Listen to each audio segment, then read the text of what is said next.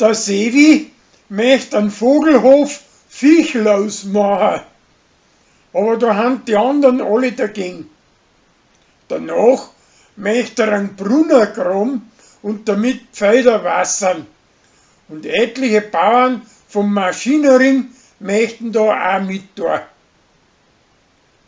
Uschi tut Christbaumkugeln anmalen und schämt sich dafür, weil es recht kindisch ausschaut. Drum werden sie nachher am Christkindlmarkt als Kindermalerei verkauft und gingen weg, als wir die warmen Semmeln.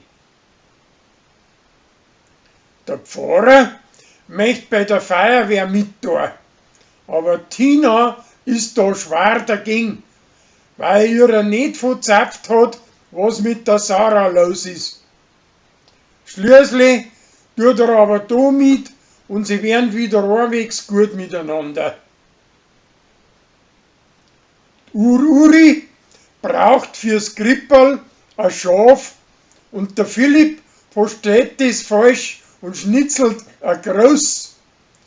Das spendiert er nachher den Pfarrer, für den sein großes Krippenspiel.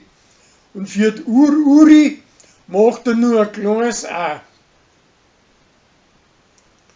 Uschi feiert mit seinen Freundinnen einen Nikolotag und sein Alter schickt er einen Nicolo, der wo nackte Tanz aufführt. Danach möcht's beim Pfarrer sein Krippenspiel Maria machen.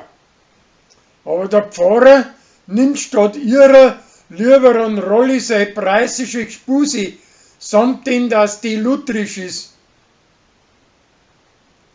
Die Rosi und Leni glauben, dass das Berli und der Sevi eine Gesellschaft brauchen und bringen ihr Blatzeln und einen Adventkranz.